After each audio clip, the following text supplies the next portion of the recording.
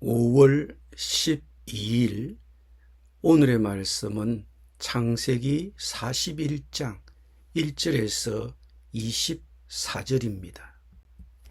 만 2년 후에 바로가 꿈을 꾼 적 자기가 나일 강가에 서 있는데 보니 아름답고 살찐 7암소가 강가에서 올라와 갈밭에서 뜯어먹고 그 뒤에 또 흉하고 파리한 다른 7암소가 나일 강가에서 올라와 그 소와 함께 나일 강가에 서 있더니 그 흉하고 파리한 소가 그 아름답고 살찐 7소를 먹은지라.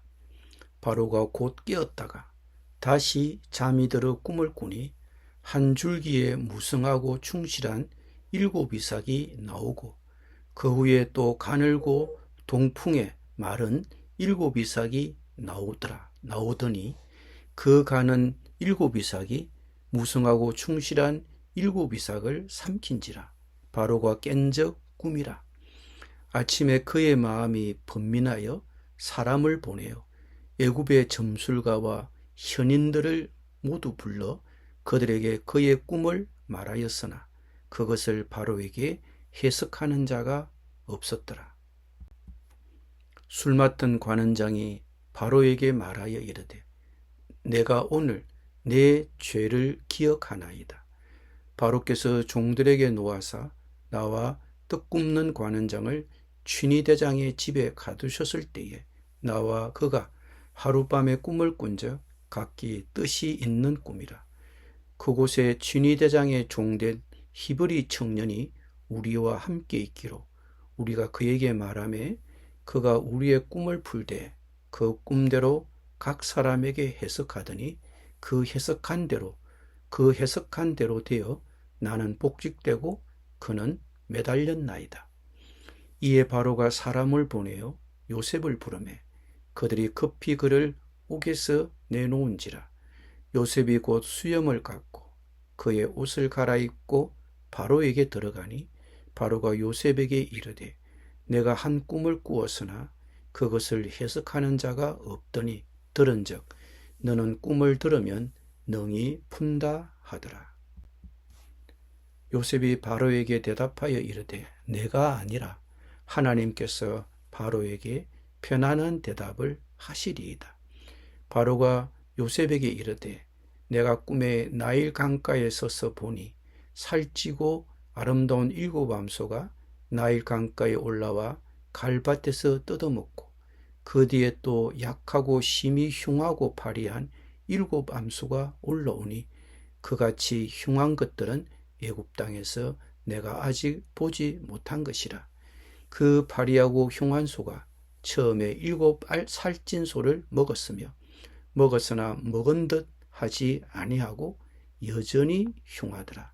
내가 곧 깨었다가 다시 꿈에 보니 한 줄기에 무성하고 충실한 7이삭이 나오고 그 후에 또 가늘고 동풍에 마른 7이삭이 나더니 그 가는 이삭이 좋은 7이삭을 삼키더라. 내가 그 꿈을 점술가에게 말하였으나 그것을 내게 풀이해 주는 자가 없느니라. 아멘. 인생이 그저 우연의 연속처럼 느껴진 적이 있습니까? 어쩌면 어떤 상황들을 단순한 우연이나 행운으로 치부해 버렸을지도 모릅니다. 창세기 41장에서 요셉의 삶은 예상치 못한 조난점을 맞이합니다. 수년간 감옥에 갇혀 있던 그는 갑자기 술 맡은 관원장의 기억으로 애굽왕 바로 앞에 불려가 꿈을 해석하게 됩니다. 이것은 우연이 아니었습니다. 하나님의 섭리였습니다. 하나님은 처음부터 보이지 않는 곳에서 요셉을 이 중요한 순간을 위해 준비시키고 계셨습니다. 우리의 삶도 마찬가지입니다. 여러분이 하는 일, 살아가고 있는 동네, 매일 만나고 있는 사람들, 이 모든 것은 우연이 아닙니다. 하나님은 우리가 볼 수 없을 때에도 모든 세부사항을 목적을 가지시고 계획하시고 계십니다. 우리가 우리의 상황 속에서 하나님의 손길을 깨달을 때 우리의 관점은 완전히 바뀝니다. 힘들었던 직장 동료는 하나님의 만남으로, 예상치 못한 지연은 거룩한 기회로 다가옵니다. 그 힘든 시기는 더 큰 일을 위한 준비가 됩니다. 오늘 여러분이 우연이나 우연한 일로 치부해버린 삶의 영역들을 생각해 보십시오. 여러분의 삶에서 우연한 일로 여겨왔지만 사실은 하나님의 의도적인 계획의 일부였을지도 모르는 상황은 무엇이겠습니까? 이 상황에서 하나님의 목적을 깨닫는다면 그 상황에 대한 여러분의 접근 방식은 어떻게 달라질까요? 기다림은 인생에서 가장 큰 도전 중에 하나일 수 있습니다. 그러나 성경 전체를 통해 우리는 하나님께서 기다림의 시간 속에서 강력하게 역사하시는 것을 볼 수 있습니다. 요셉은 높은 자리에 오르기 전까지 수년간 감옥에서 지냈습니다. 그 시간들은 헛된 것이 아니었습니다. 그것은 준비 과정이었습니다. 그 어두운 감옥 안에서 요셉은 지혜와 겸손으로 애국왕 바로 앞에 설 수 있는 사람으로 빚어지고 있었습니다. 아마 지금 여러분도 기다림의 시간을 보내고 있을지도 모릅니다. 치유를 기다리고 있을 수도 있고, 관계 회복을 기다리고 있을 수도 있고, 직장에서 어떤 상황이 해결되기를 기다리고 있을 수도 있고, 앞으로 나아갈 방향에 대한 명확함을 기다리고 있을 수도 있습니다. 우리가 하나님께서 우리 안에서 역사하시도록 허락할 때 기다림의 시간은 헛된 시간이 아닙니다. 조각가가 대리석을 조심스럽게 깎아내어 다듬어 가듯이 하나님은 우리의 기다림의 시간을 사용하셔서 우리를 그리스도의 형상으로 빚어 가십니다. 하나님은 우리의 거친 부분을 다듬어 주시고 하나님께 의존하는 법을 가르쳐 주시며 앞으로 다가올 일들을 위해 우리를 준비시켜 주십니다. 오늘은 여러분이 기다리는 것에 집중하기보다는 기다리는 동안 하나님께서 우리 안에서 무엇을 하고 계시는지 생각해 보십시오. 하나님은 어떻게 우리의 인격을 성장시키고 계십니까? 이 시기는 어떻게 앞으로 다가올 일을 위해 우리를 준비시키고 있습니까? 시련이란 그런 것입니다. 시련은 우리를 다듬어 주기도 하지만 우리를 무너뜨리기도 합니다. 그 순간에는 고통스럽지만 우리는 그 과정을 통해 더 강해지고 하나님께 더 가까워집니다. 창세기 37장에서 41장에 이르기까지 요셉의 성품 변화는 놀랍습니다. 바로의 꿈을 해석해 달라는 요청을 받았을 때 요셉은 저는 할 수 없습니다. 그러나 하나님께서 바로에게 답을 주실 것입니다 라고 말했습니다. 나중에 승진의 기회가 주어졌을 때 요셉은 결코 그 자리를 위해 애쓰지 않았습니다.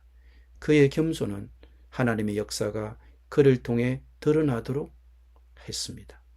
이러한 변화는 하루아침에 이루어진 것이 아닙니다. 형들에게 팔리고 보디발의 아내에게 거짓 고발을 당하고 감옥에 갇혀 잊혀지는 등 수년간의 고난을 통해 단련되었습니다.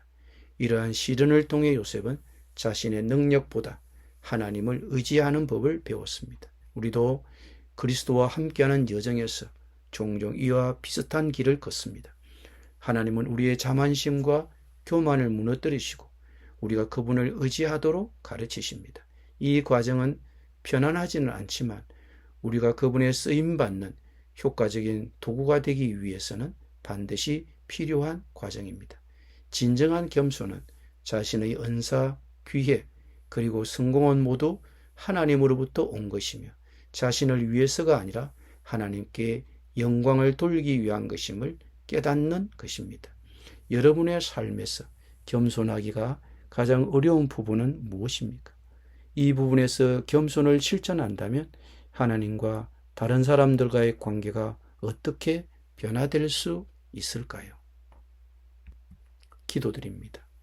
주님, 주님의 음성을 분명하게 들을 수 있는 능력과 주님께서 제게 보여주시는 진리를 나눌 용기를 주시기를 간구드립니다. 요셉처럼 저도 언제나 주님을 가리키며 제게는 답이 없습니다. 하나님께서 답을 주실 것입니다라고 말할 수 있게 하옵소서. 모든 상황 속에서 주님의 손길을 볼 수 있도록 도와주시고 주님께서 저를 주님의 목적을 위해 준비시키시고 계심을 믿게 하옵소서. 예수님의 이름으로 기도드립니다. 아멘.